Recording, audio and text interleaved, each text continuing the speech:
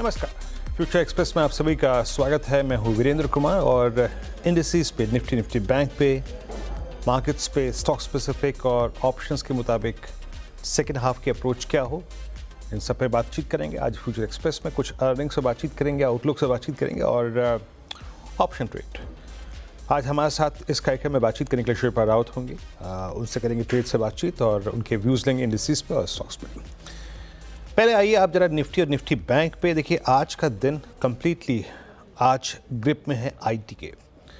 IT में Nifty IT में करीब 1223 अंकों का पुल बैक और and that's putting huge, I think जिसे कहते हैं जिसे कहते हैं बैकिंग है आज आईटी को, निफ्टी आईटी की 3% ऊपर 42,460 और अपने क्रिटिकल एवरेज को रीगेन करके ट्रेड करता हुआ निफ्टी आईटी। परसिस्टेंट, कोफोर्ज, सब, एम्फोसिस और Oracle financials, Birla soft, L&T technology services, ये सारे वो स्टॉक्स हैं जो कि एक सब्सटेंशियल थ्रस्ट क्रिएट कर रहे हैं। नाउ ये रही बात इंडेक्स की, एक सेक्टर इंडेक्स की और कुछ स्टॉक फ्यूचर्स की। लेकिन इंडेक्सीज पे क्या करें? देखिए आज सुबह मेरे दो व्यूज़ थे। प्लीज़ पहले बेस लेके आइएगा, बेस वन, कि अगर हम कल के शॉर्ट है, क्योंकि कल मैंने जो ट्वीट किया था उसके मुताबिक कल हमने सारे डे ट्रेड्स को स्क्वायर ऑफ किया था 477 पे, बट पोजिशनली व्यूज़ में कोई अंतर नहीं था।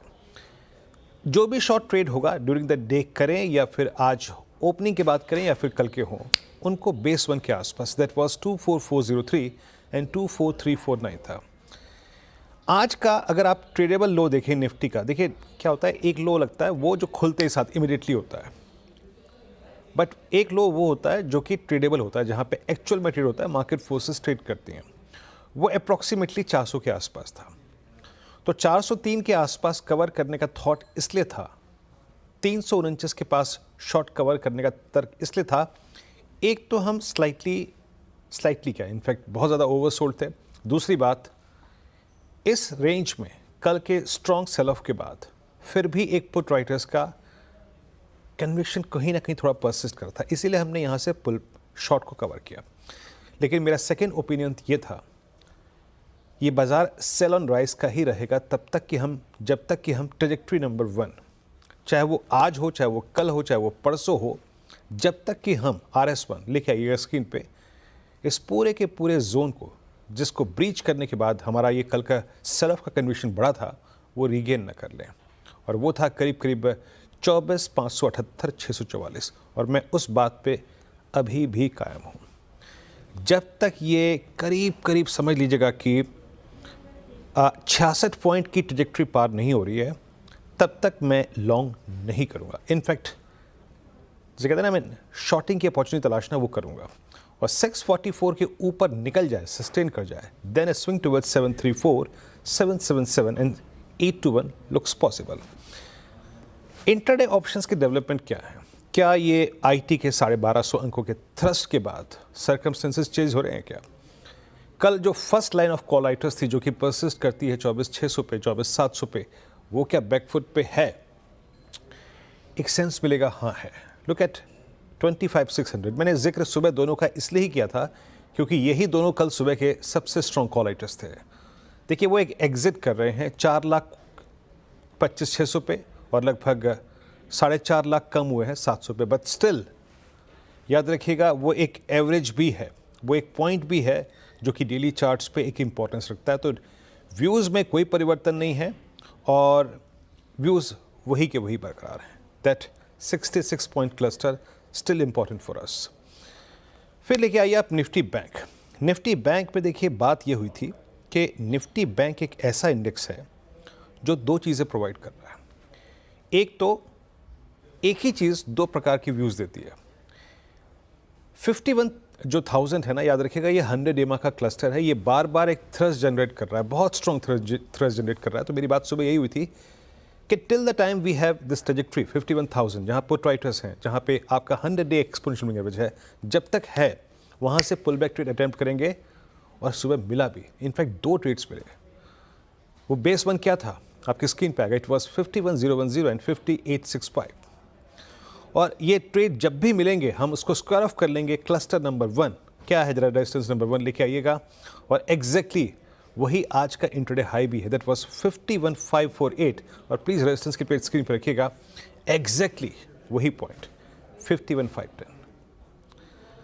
पर मैं आपको बताऊं, एक आज निफ्टी आईटी के मद्देनज़र भले ही अच्छा पुल बैक ले रहा हो, बट बैंक निफ्टी को देख के मेरे को आज चिंता हो रही है, क्योंकि जो शब्द, जो लाइन मैंने सुबह भी इस्तेमाल की थी, और you can say group of words, we are spending too much time closer to 100-day exponential moving average. तो मार्केट की स्थिति तभी सुधरेगी जब हम 644 निफ्टी पे और बैंक निफ्टी पे 51,510 722 को बाइसेक्ट कर जाए। और अगर किसी भी सर्कमस्टेंसेस में बेस टूटता है 50,850, तो वो निफ्टी के लिए, निफ्टी बैंक के लिए ठीक नहीं होगा। एक बार जरा ऑप्शंस का सेंस लेते हैं क्या हो रहा है निफ्टी बैंक की कॉल्स और पुट्स में। आपकी राय शिल्पा जी, आप कैसे अप्रोच कर रही हैं निफ्टी बैंक को पुल बैक के लिए, स्ट्रॉन्ग ट्रेड्स के लिए? आप क्या आईटी पे फोकस कर रही हैं, और इंडिसेस पे आपका व्यू क्या है? जी बिल्कुल। Good afternoon Virender ji. यहाँ पे अगर आप, जैसे आपने समझाया, that is what my sense is also कि market definitely sell on rise है। ये जो पुल बैक है ये ऑन एक्सपेक्टेड लाइंस था। 24,400 एक अच्छा खासा सपोर्ट बेस था, जहां से pull back for upside towards 200 to 300 points हम लोग एक्सपेक्ट कर सकते हैं। ये टुवर्ड्स 24,700 आपको मिले निफ्टी, तो अगेन इट्स सेलिंग अपॉर्चुनिटी जहाँ पे आपको सेल करना है। इवेंचुअली निफ्टी मुझे लगता है कि एक बार ये 24,400 ब्रीच करता है, then it will slide down towards 24,200 से लेकर 24,000। वहीं पे बैंक निफ्टी की बात करेंगे तो बैंक निफ्टी रेजिस्टेंस है 51,800 से लेके 52,000, वेरी वेरी स्ट्रॉन्ग रेजिस्टेंस। इसके ऊपर इसका क्लोज और सस्टेनेंस दोनों इंपॉर्टेंट है। अदरवाइज मुझे लगता है डाउन साइड में टुवर्ड्स 50,000 से लेके 49,500 पे एक इवेंचुअल पोजिशनल सेल यहाँ पे आप डेफिनेटली ऑन राइज आप ले सकते।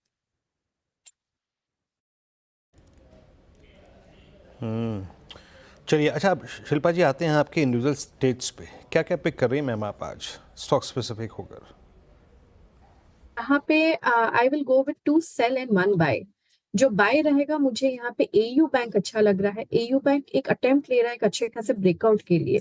ये 650 645 650 के रेंज में इसका एक फ्लटर है सपोर्ट का। ये अगर ये सस्टेन करके इसके ऊपर चला जाता है तो बहुत क्विक मूवमेंट टुवर्ड 670 से लेके 680 आ सकता है। तो एयू बैंक फ्यूचर्स में आप बाय कर सकते हैं। आप यहाँ पे स्टॉप लॉस 638 का ही रखिए। फ्यूचर्स में ट्रेड कर अराउंड 648, तो यहाँ पे 638 के स्टॉप लॉस से लॉन्ग रही है। मुझे लगता है 670 इसका पहला टारगेट होना चाहिए, second target toward 685।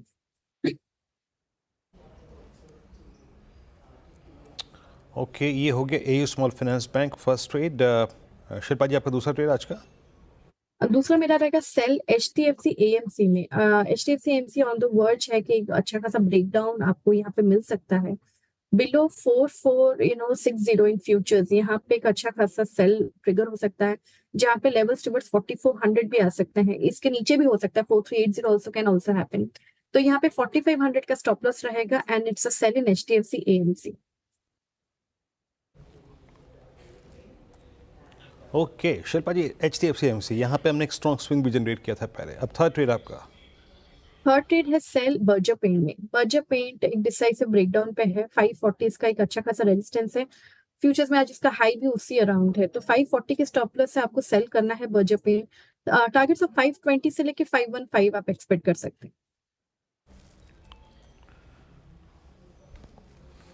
Okay, 3 trades हो गए शिल्पा जी की यहाँ पे, और मोर और लेस शिल्पा जी के आई थिंक थॉट्स सनराइज की भी हैं, चाहे वो इंडिसेस पे हों चाहे वो स्टॉक्स पे हों। चलिए अब एक काम करते हैं, ब्रेक लेते हैं। ब्रेक के बाद आपको कुछ आउटलुक्स और साथ ही साथ आई थिंक कुछ व्यूज सुनाएंगे आईटी पर।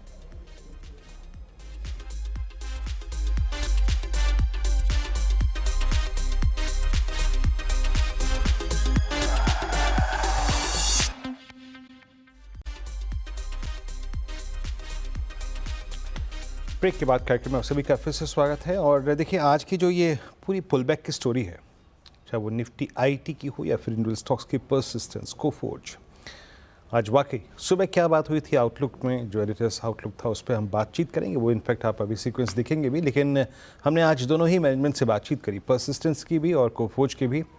मिड कैप आईटी स्पेस की दोनों कंपनियां, नतीजे बेहद शानदार थे, अव्वल दर्जे के थे। BFSI को लेकर, ग्रोथ आउटलुक को लेकर, यूएस मार्केट को लेकर इन दोनों कंपनियों ने क्या कहा आज CNBC आवाज़ के मंच पे, आइए सुनते हैं। हमारा मानना है कि कोफोर्ज के लिए BFSI की ग्रोथ सस्टेनेबल है और ये सस्टेन करेगी। हमने साल के शुरू में भी बोला था कि irrespective of the macros, BFS का बिजनेस कोफोर्ज का कम से कम 10% एनुअल बेसिस पे मिनिमम उतनी ग्रोथ रजिस्टर करेगा और उस गाइडेंस पे हम बरकरार हैं। जो हमारा ऑर्डर पाइपलाइन अभी है, नेक्स्ट 12 मंथ की साइंड ऑर्डर बुक कोफोर्ज की इस क्वार्टर के एंड पे $1.3 बिलियन है, जो कि सेम क्वार्टर लास्ट ईयर से 40% ऊपर है। ऑर्डर इनटेक इसी क्वार्टर का, नॉर्मली हमारा ऑर्डर इनटेक करीब $300 मिलियन होता है, $516 मिलियन रहा है। ऑर्डर इनटेक को देखते हुए, next 12 month signed order book को देखते हुए, हम कॉन्फिडेंट हैं कि अगला क्वार्टर 3, जो कि नॉर्मली आईटी कंपनीज के लिए वीक क्वार्टर होता है, बी एक रोबस्ट क्वार्टर होगा ग्रोथ के पॉइंट ऑफ व्यू से। Quarter on quarter BFSI space में 7.5% की ग्रोथ दिखाई दी है। एक थोड़ा सा मार्जिनल इम्पैक्ट जो आता है फरलोज की वजह से Q3 में, वो अगर निकाल दें तो बाकी उसमें हमें कोई दिक्कत नहीं दिखाई दे रही है। हमारे कस्टमर्स के साथ इंटरेक्शंस काफ़ी अच्छे हो रहे हैं, हमारी डील क्लोजर अच्छी हो रही है, तो हमें स्ट्रक्चरली कोई चेंज नहीं दिख रहा है और हमें कॉन्फिडेंस है कि ये अगले H2 में भी आपको ऑल सेक्टर्स में आपको ग्रोथ दिखाई देगी। हाईटेक एक हमारा एक सेक्टर है जो थोड़ा सा स्लो डाउन सिचुएशन में था पिछले 2 क्वार्टर में, मगर अभी जो हमने कुछ डील्स साइन किए हैं उसका इफेक्ट आपको अगले 2 क्वार्टर। कहाँ से आई ये नंबर्स?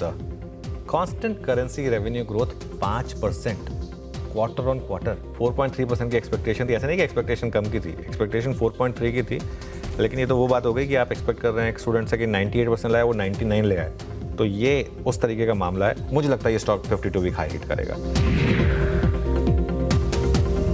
दूसरा big stock Coforge, zero promoter holding होने के बावजूद, और जब पूरा माल छोड़ दिया था बेरिंग ने, नंबर्स ऑब्वियसली इंक्लूडेड हैं, लेकिन फिर भी अदरवाइज ऑल्सो नंबर्स काफ़ी अच्छे हैं। तो परसिस्टेंट और कोफोर्ज यहाँ पे तो मैं डार्क ग्रीन लेके चल रहा हूँ। आज इनफैक्ट 3 स्टॉक्स डिस्कस कर लेते हैं वीरू एक बार फाइनली फटाफट। एक बार परसिस्टेंट, कोफोर्ज और बजाज फाइनेंस, तीनों लेकर आइए। आज सुबह तीनों ही आइडेंटिफाई हुए थे कि आज के शायद स्टॉक्स ऑफ द डे में। Coforge at day high at all time high और persistent 10% at day high and all time high.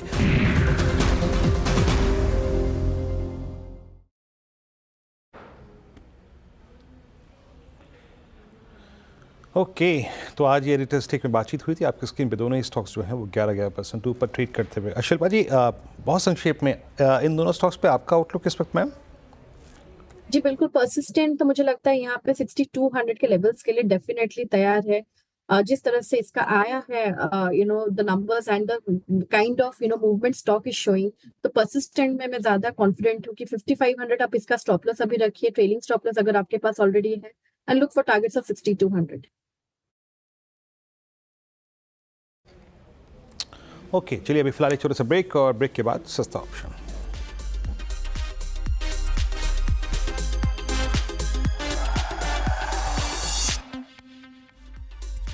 Okay, चलिए तो ब्रेक से पहले हमने तमाम चीज़ें पूरी करी। आज आईटी पे डिस्कशन, इंडेक्सेस पे, स्टॉक फ्यूचर्स पे व्यू। आप चलते हैं शिल्पा जी के आज के सस्ता ऑप्शन ट्रेड की तरफ। शिल्पा जी क्या पिक कर रहे हैं आप आज?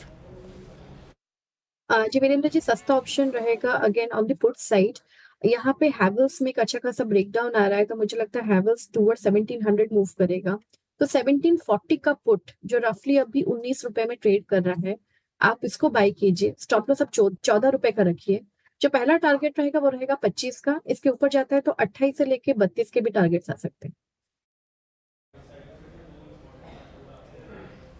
ओके, हैवेल्स की 1740 के पुट, और बहुत ही वीक स्ट्रक्चर, पिछले लगभग 30 दिन में एक बहुत ही बड़ा कोलैप्स इस स्टॉक में आया है। शिल्पा जी बहुत बहुत शुक्रिया, आप इस कार्यक्रम में शामिल हुई। सभी स्टॉक्स पर रखिए आपने, बहुत बहुत शुक्रिया। खैर, अब बात करते हैं मनी कंट्रोल और मनी कंट्रोल प्रो के डबल दिवाली धमाके की। बिजनेस, बाजार, फाइनेंशियल खबरों के लिए मनी कंट्रोल नंबर 1 डेस्टिनेशन बन गया है। सितंबर महीने के ताज़ा आंकड़ों बताते हैं कि मनी कंट्रोल ने अपने लीडरशिप को और मजबूत करते हुए अपने निकटतम प्रतिद्वंदी ईटी को सबसे पीछे पछाड़ दिया है। मनी कंट्रोल 80 से करीब 30% बढ़ा है। 53.16 मिलियन यूनिक विजिटर्स के साथ मनी कंट्रोल नंबर 1 पोजीशन पर है, जबकि ईटी के पास 41.37 मिलियन ही यानी ईटी के मुकाबले करीब 12 million unique visitors money control पर ज़्यादा है।